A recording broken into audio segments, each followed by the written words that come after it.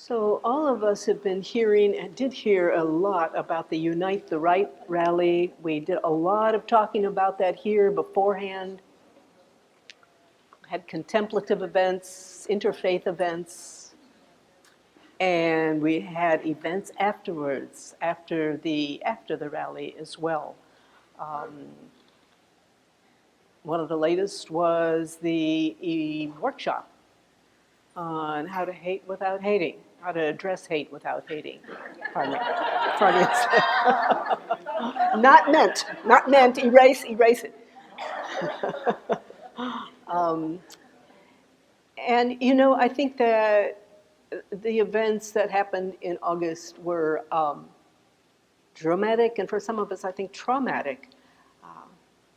And I think all of events like this happen on both a group level, an interpersonal level, as it did for all of us, and also on a very personal level. And tonight, what I wanted to do was to talk about on the personal level, because indeed, the events in August, the Unite the Right rally, and particularly one event, did have a personal impact for me. And I wanted to share that for you and draw out some reflections that I had as a result of that. One of the events, and that was the event that Julie orchestrated and organized on the Saturday morning before the rally, caused me to really stop and look at the question, what is true for me? And the story was, as I think all of you know, Julie had this wonderful event of loving kindness meditation in Justice Park just before the rally. And what a beautiful thing to offer, loving kindness meditation. So I had done some other things prior to the event, prior to the demonstration. And originally I said, yes, I wanted to attend the meditation on Saturday morning. But as the day grew closer, a question kept coming up to me. And the question was, is this really the right, appropriate way for me to express? And I mean on this morning mindfulness meditation event. And I considered a lot of different things, my sense about protests and just a lot of different considerations. And I really recognized that it didn't feel right for me. And so I told Julie that just before the event, that you know what, I really wasn't going to be coming.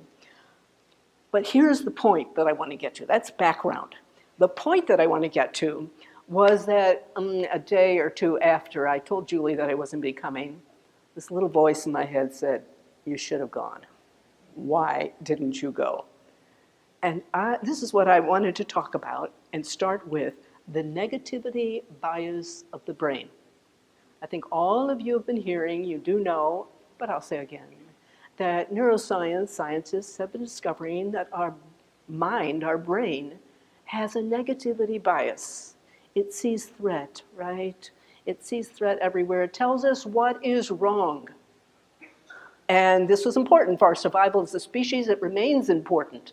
We have to be able to discern what's wrong, what's right, and we all know, and it dogs us, that this critical mind will go on and on and on and on.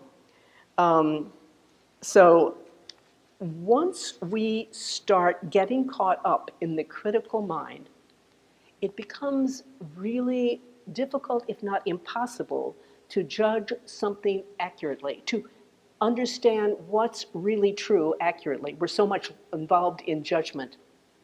Judgment clouds the mind.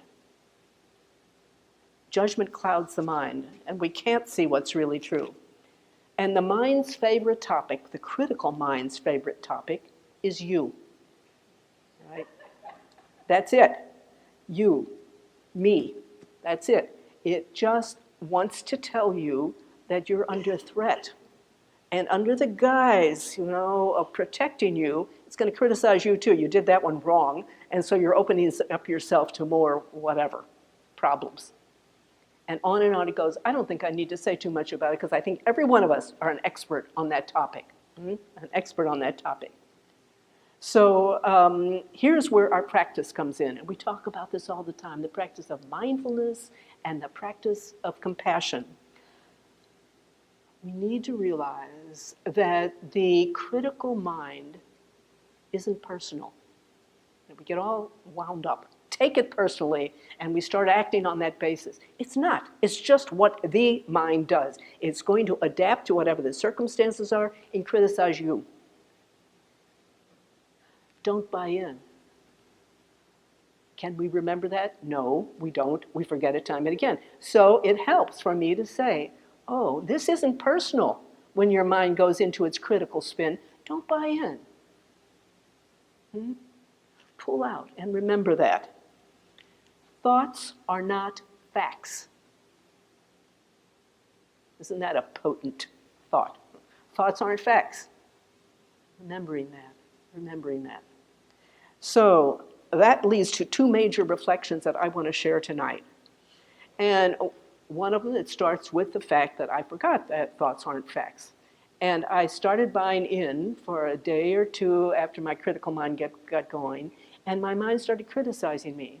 And it told me, I didn't go because you didn't go, it told me, is because this was potentially dangerous. I was being cowardly, is what my mind told me. Now, this ties in with my self-image of myself.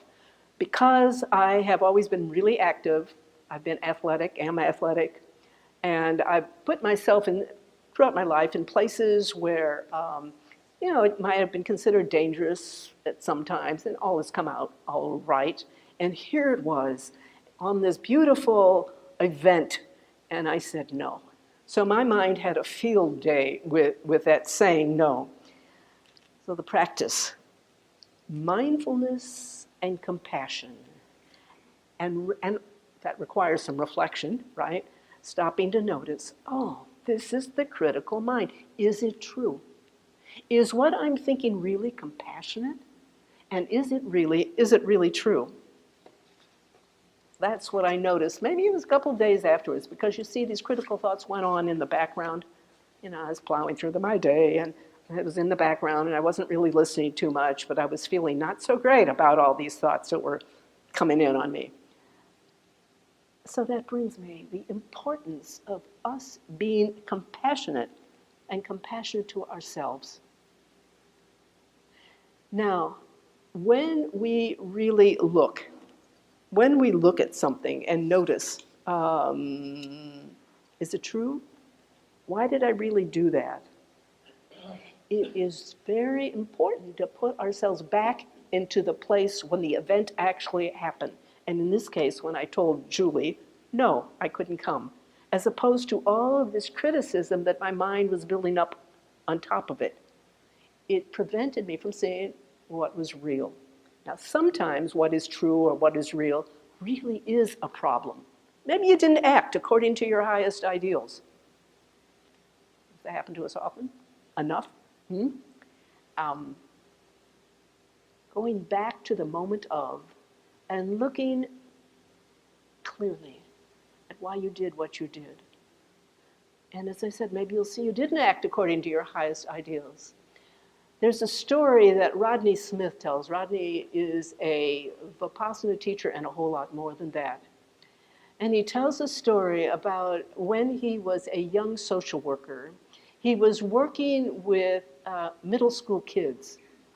And he said it was the day before Christmas vacation.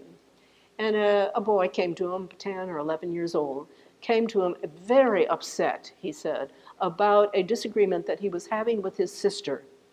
And Rodney spoke with him for a while, and he said, so we'll talk more about this later. Come back after the vacation, and we'll go into it. So he talked with him, as I said, for a bit. Well, the vacation happened, and lo and behold, the boy committed suicide during vacation. Rodney came back from vacation to find out that this child had committed suicide. You can imagine what he went through, and he talked about that. I mean, he just raked himself over the coals with self-blame. He could have taken the time.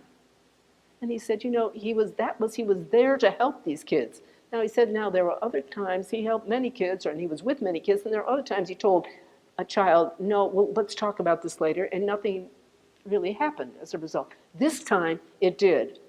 And the upshot, he said, it took him a long time to forgive himself, to recognize that blaming himself and continuing to blame himself really didn't help a thing. He knew he had made a mistake, and to say he was sorry was way under expressing it. Mistakes, he realized, and he said, we're human. We're going to make mistakes. Most of them don't have dreadful consequences, tragic consequences, as this one did. This one did have a tragic consequence.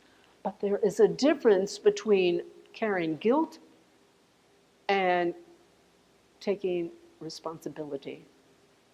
He learned he had to take responsibility for what he did, and he did take responsibility. But to carry guilt around with him means simply to dig himself into a hole and never be able to get out of it, like a heavy burden that he would carry on his back. So he learned he had to forgive himself. Not to take it lightly, he was responsible, but to forgive himself. And this is, I think, a reflection all of us can reflect on. Where do you carry a sense of guilt about something you did do or didn't, but should have done at some point? Guilt doesn't help. Guilt is debilitating. To simply be present and say, yes, I did it. And I'm a human being, as each of us are. We're all human beings. So vulnerable, so fallible, knowing that we go forth with our good heart. Best we can do, isn't it? It's the best we can do. So now I wanted to come back to my story and the critical voice that was going on in my mind and saying, well, you were really a coward not to go to that. What's the problem with you? After a few days, well, fortunately, I've done some practice, and practice helped. I said, wait a minute. I really need to go back and look at what was happening when I said no. And I realized when I dropped the critical voice and looked at it, that I really acted and made a decision on what I felt was appropriate for me at the time. I also realized that part of my reason for hanging in there, because I said yes like a week before, I think, and then, it was during the week I said, I really shouldn't, but then I thought, well, I'm a teacher, I should be out there on Saturday morning involved in that. So what I realized when I started looking at this honestly was, wait a minute, I took a decision, that is to not go, despite what anybody might think of me, because that was one reason I thought I would stick in, because Julie would think, oh, well, she's not, whatever. Anybody else would think, oh, well, she's not whatever. No, I took a decision because it was right. And the funny irony was, here I was criticizing myself for taking a fairly basically kind of a courageous decision. I bring that out and say that, not only to bare my soul, so to speak, but what about you? What about you? Mm-hmm.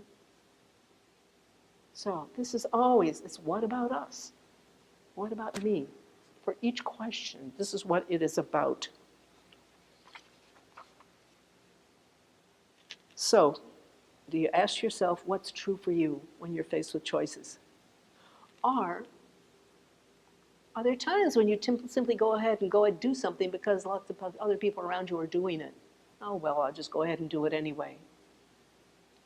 We really need to discern. Our life is so important. Your life is important. Living up to what you really sense is true. The highest thing, the best thing for you. So asking you, and if you do something that you feel you shouldn't have, are you self-forgiving afterwards? Or do you keep playing that record over and over and over? Just asking. Something for us to consider, each of us to consider.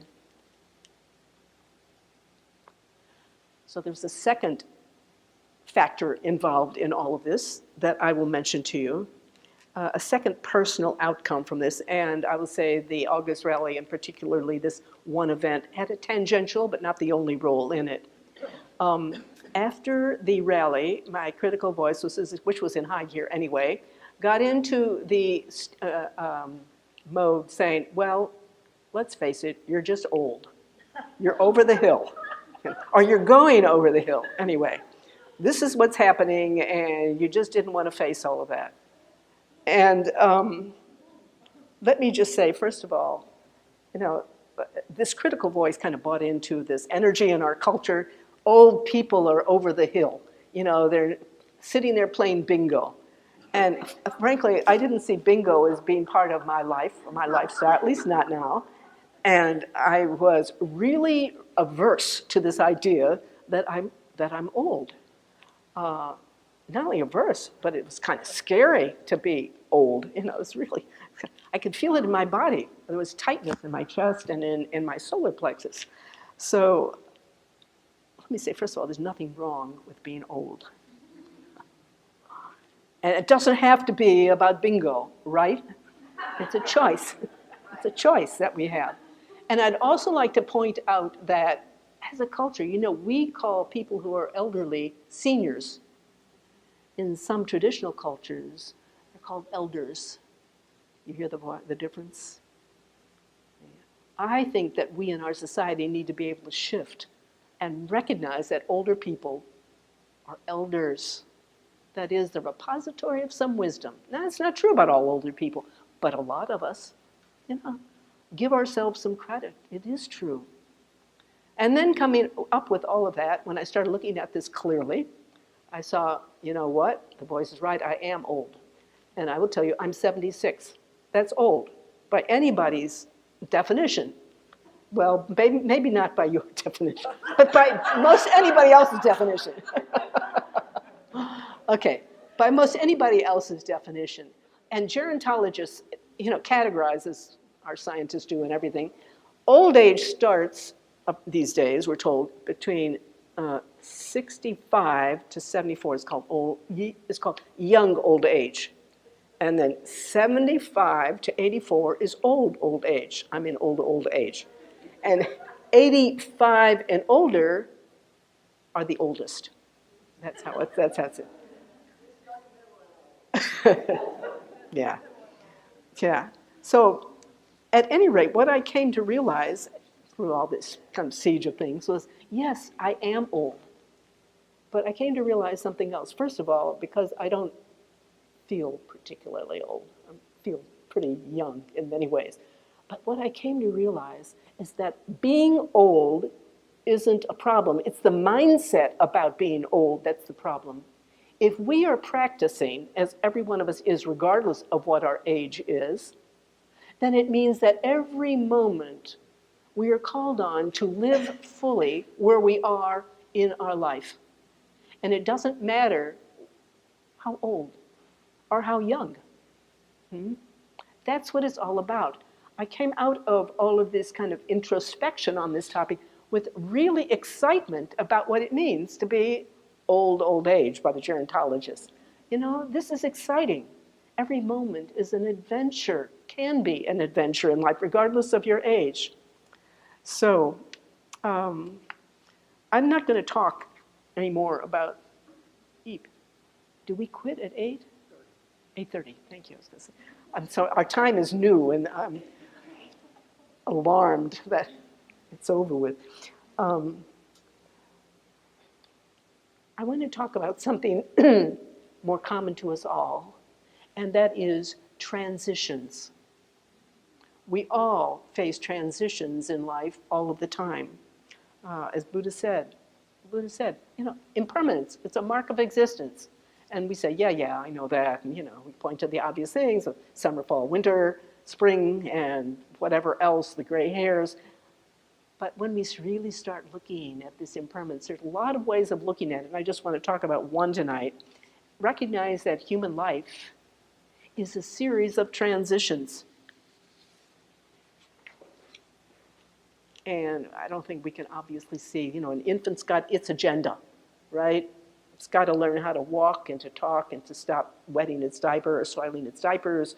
And the kids who go to school have to learn how to go to school and how to make friends or not, and so forth. Every single, it's a period in life has its agenda. The poet David White talks about the importance of being with the curve of your life. He said most people are behind the curve of their life. They don't move with it. Why? Because we're comfortable with what's familiar. We know it. We want to hang on to it. And most people hang on to what's familiar. The unknown is unfamiliar. Being behind the curve. And we can see this at almost any age, right? Almost any age. Young married people, for example, being very young, still thinking, we're out having the parties that we did before we were married and kind of free or whatever. And there's a story that came to my mind when I was thinking about this, something I read in the news, and that was about a young married couple, very young married couple, who had two little ones, a 4-year-old and a baby. And they themselves were just teenagers. And they would go out at night or whenever they went out, and they'd leave the little one, the 4-year-old, in charge.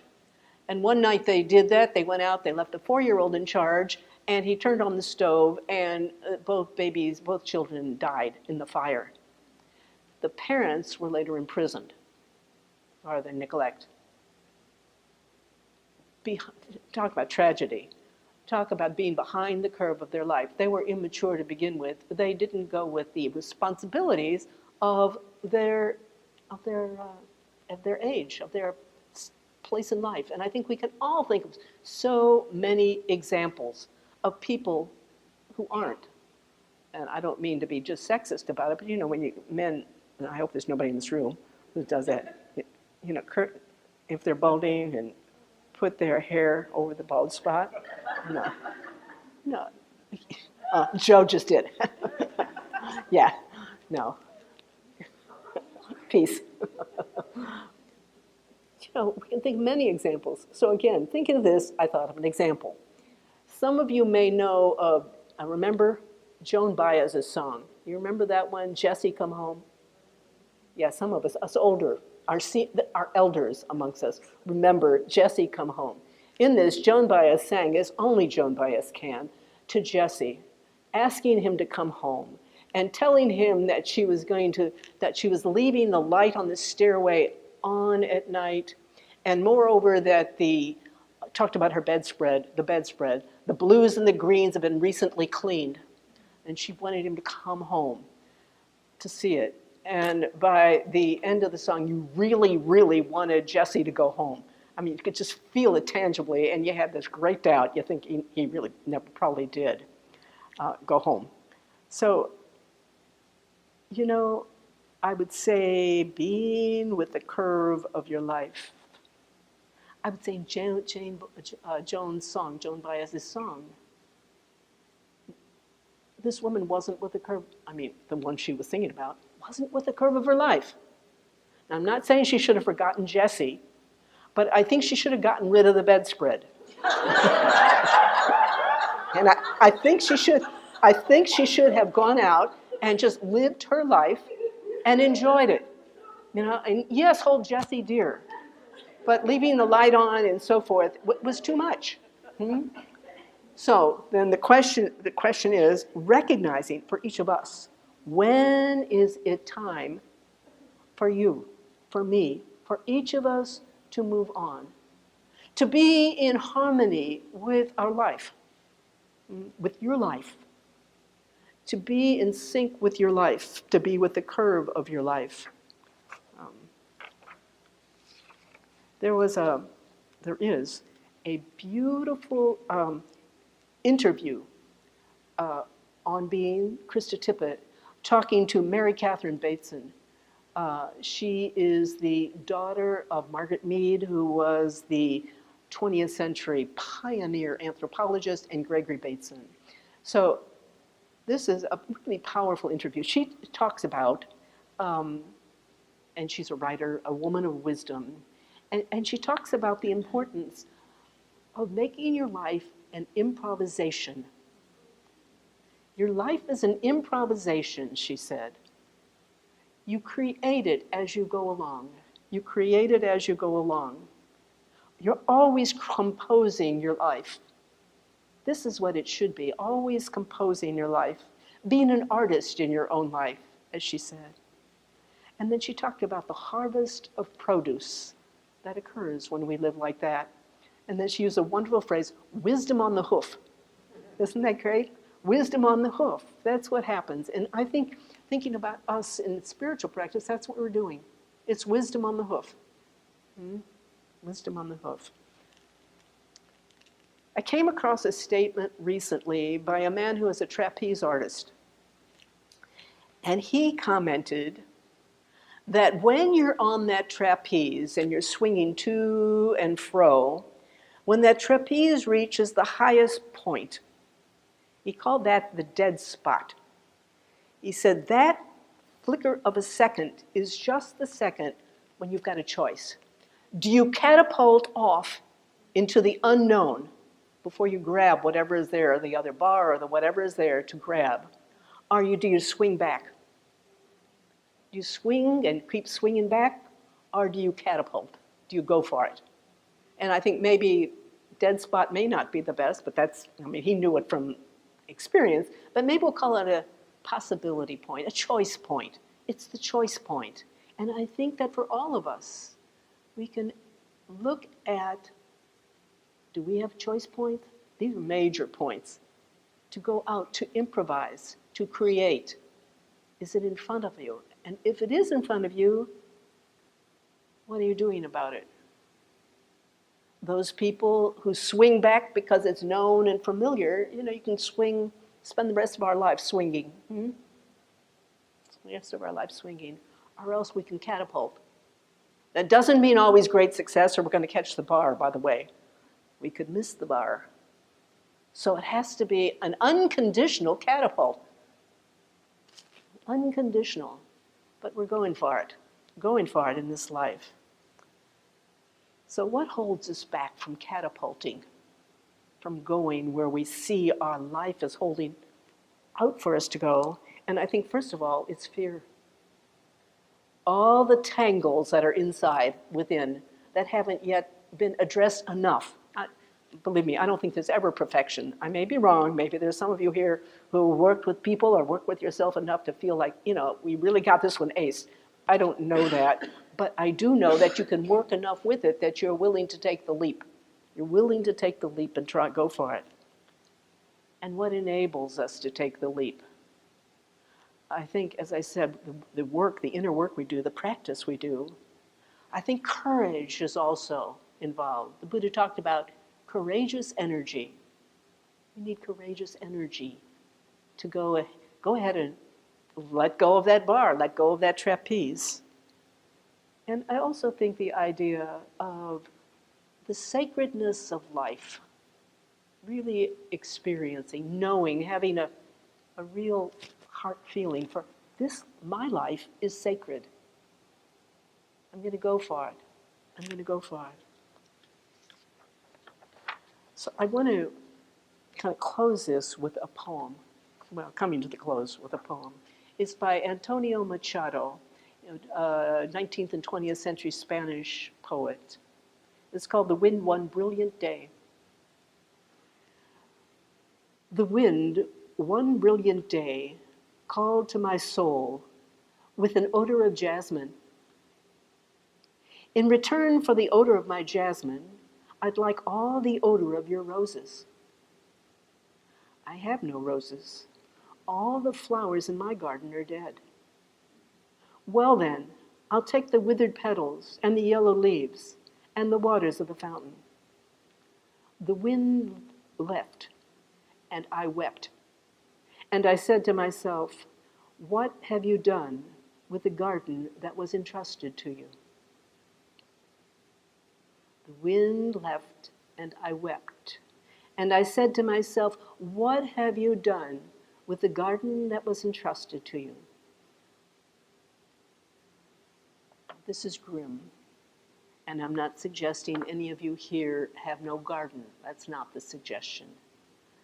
But I do think the poem carries questions that we need to keep asking ourselves all the time, regardless of whatever garden we've had in the past. And I think the question is, what am I doing with the garden entrusted to me now? Am I cultivating a September garden in September? Or am I trying to make lilacs that bloom in May bloom in September? Are the tulips of April, am I trying to make them bloom in September? You know, ultimately it's not about age or time of year. Ultimately it's about what you, each of us, knows deeply to be the questions in your life, the transitions that are right there in front of you and you may make or choose not to make. And I think that's what it's about. So now I do want to finish, and I'm going to finish with a gata. Maybe some of you don't know what a gata is. You've all heard of a mantra, I think. Mantra are words that are repeated over and over. We don't do it so much in our tradition, but in some traditions, repeated over and over, and they become their own practice. Well, a gata is a verse, a chant that's repeated over and over to the same effect. And I'm going to chant or sing a gata that a woman named Sarah Jenkins has created. She's been a Zen practitioner for many, many years. Oh, the ego inside is fretting. There's something so upsetting. But here's one thing I know. Let it go, let it go, let it go. Thank you. Thanks for listening.